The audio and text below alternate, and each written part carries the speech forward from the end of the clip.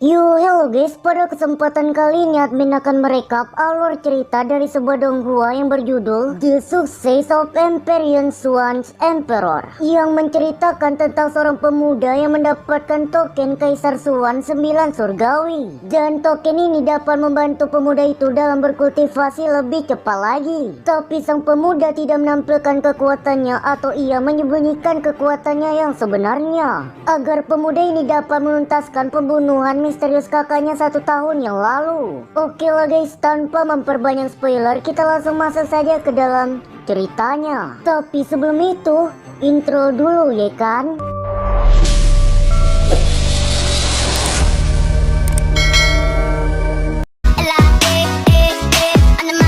Put your hands, everybody. I man.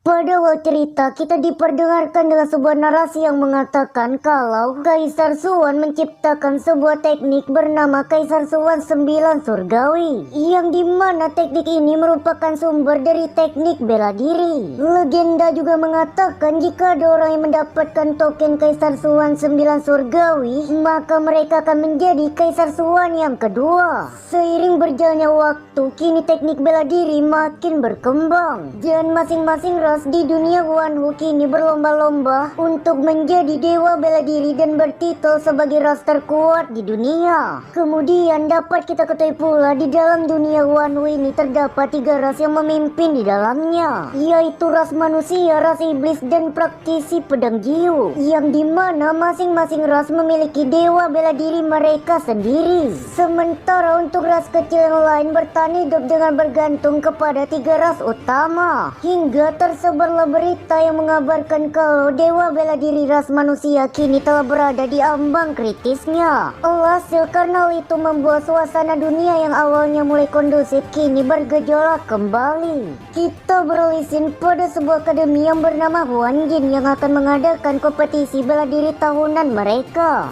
Setelah kompetisi itu dimulai, kini kontestan yang maju pertama untuk bertarung ialah Sang Chuanxing dan Wang Fan. Kemudian dengan salah percaya diri, Chuanxing mengajak Wang Fan untuk one by one dengannya. Alhasil majulah Wang Fan di arena pertarungan itu. Dapat terdengar nih, Chuanxing sangat meremehkan Wang Fan dikarenakan Wang Fan sangat tak berguna sama sekali. Atau dapat kita artikan Wang Fan ini ialah seorang sampah. Tapi tak terduga, bukannya terprovokasi, malah Wang Fan kini menyerah pada kompetisi tersebut, yang hal ini membuat para penonton menertawakan Wang Fan. Disusul pula dengan Chuanxing yang mengatakan kalau ia hanya memerlukan satu bagian tubuhnya untuk mengalahkan Wang Fan. Tapi seakan tak peduli, Wang Fan tetap kukuh bahwa ia ingin menyerah, dan karena seakan dikacangi, Chuanxing kini mengarahkan serangannya ke arah Wang Fan. Namun serangan itu berhasil ditahan oleh seorang nona yang bernama Nona Lu.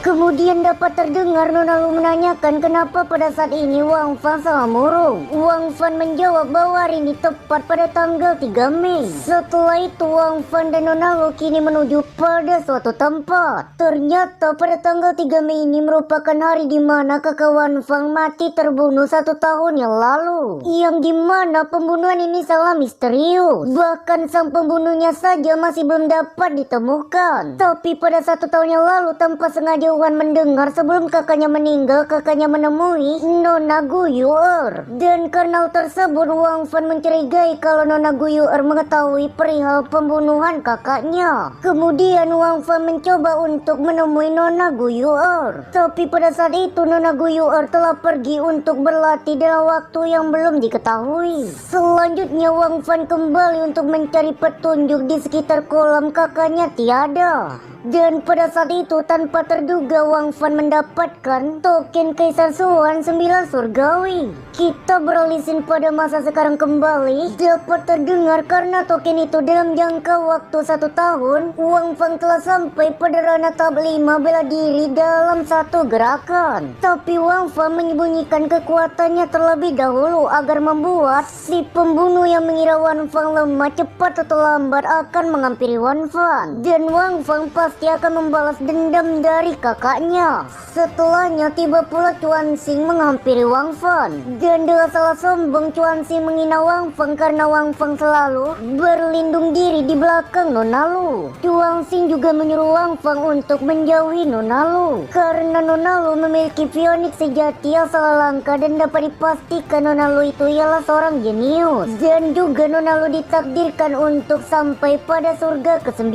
Sedangkan Wang Fan hanyalah seorang lelaki yang sangat menyedihkan dan hanya bermodalkan ketampanannya saja. Kemudian Wang Fan menjawab setelah Nona Lu lah dia mau berteman dengan siapa saja. Wang Fan juga dapat memastikan kalau sanya Nona Lu itu sangat membenci Chuan Xing. Karena mendengar perkataan dari Wang Fan, Chuan Xing marah dan ia langsung melayangkan pukulannya ke arah Wang Fan. Namun untuk saja Nona Lu langsung mencegah serangan dari Chuan Xing itu. Setelahnya bawahan Chuan Xing mengatakan kalau guru Fang Cailu meminta Nona Lu untuk ikut dalam kompetisi tahunan Akademi Huanjin. Alhasil Wang Fan menyuruh Nona Lu untuk pergi dan menunjukkan eksistensinya. Yang disusul pula dengan Chuan Xing and the Gang yang mengikuti Nona Lu. Tapi tak begitu lama tiba lagi Chuan Xing menghampiri Wang Fan. Dapat terdengar Chuan Xing sangat yakin ketika Nona Lu telah sampai ke langit, pasti saat itu Nona Lu akan mencapakan Wang Fan. Ya intinya Wang Fan itu seperti seorang mainan dan harusnya Wang Fan sadar diri. Kemudian dapat terlihat Chuan Xing kini menghancurkan tempat pemakaman kakak Wang Fan. Sembari Chuan Xing berkata dengan salah percaya diri jika Wang Fan ingin membalas dendam, Wang Fan dapat menemuinya di arena pertarungan. Setelah Chuan Xing pergi dapat terdengar nih Wang Fan berkata kalau kau boleh mempermalukanku, menghinaku dan memprovokasiku, tapi jangan sekali-kali kau tidak menghormati kakakku karena jika kau melakukannya maka Wang Fan akan menuntut balas. Hingga Wang Fan memiliki ide kalau ia ingin menghajar Chuan Xing sampai babak belur tanpa menunjukkan identitas Wang Fan yang sebenarnya, maka Wang Fan harus menggunakan sebuah topeng untuk penyamaran. Beralisin dapat lihat Chuan Xing yang sangat arogan sedang stay menunggu kedatangan Wang Fan di arena pertarungan yang tujuannya untuk membalaskan dendam Wang Fan terhadap Chuan Xing.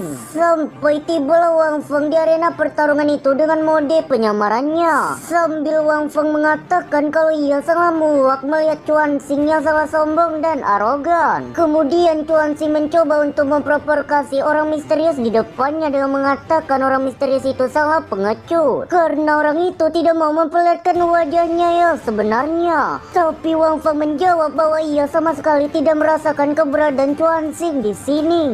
Karena menolak tersebut Chuan Xing terprovokasi dan ia langsung menyerang Wang Fan dengan energi spiritualnya. Namun dengan salah mudah serangan Chuan Xing yang bertitel masuk dalam 10 orang terkuat di akademi dapat dipatahkan dengan salah mudah oleh Wang Fan. Kemudian karena tak mau kalah Chuan Xing kembali melayangkan serangannya ke arah Wang Fan. Namun lagi dan lagi dengan salah mudah Wang Fan dapat mematahkan serangan itu. Bahkan Wang Fan sekarang mengarahkan serangan balik ke arah Chuan Xing.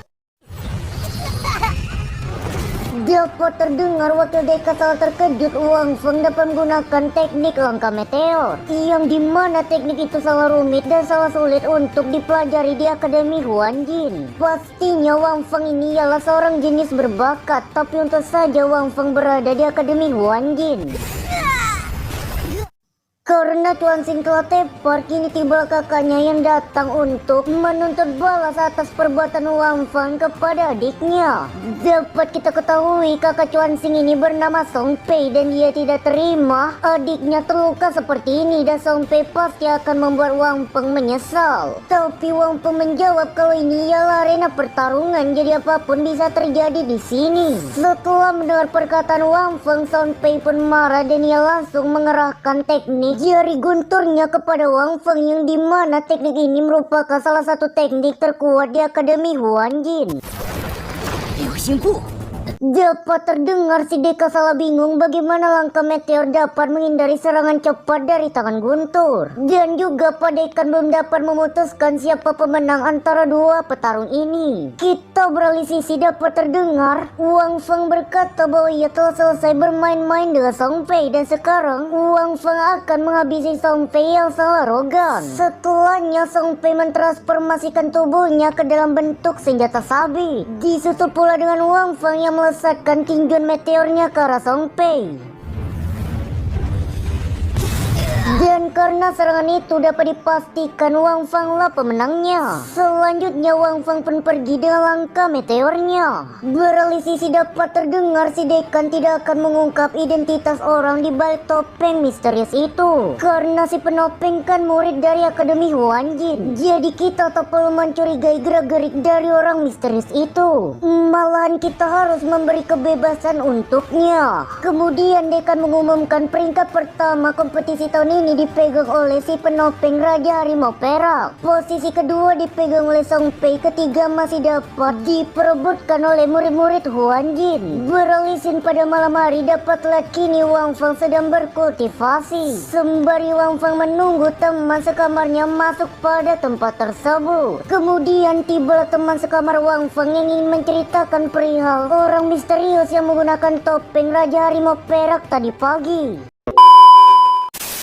Yo, jika kalian suka dengan konten yang Mimin sajikan, jangan lupa juga untuk like, komen, dan juga share video ini kepada teman-teman kalian agar channel ini makin berkembang.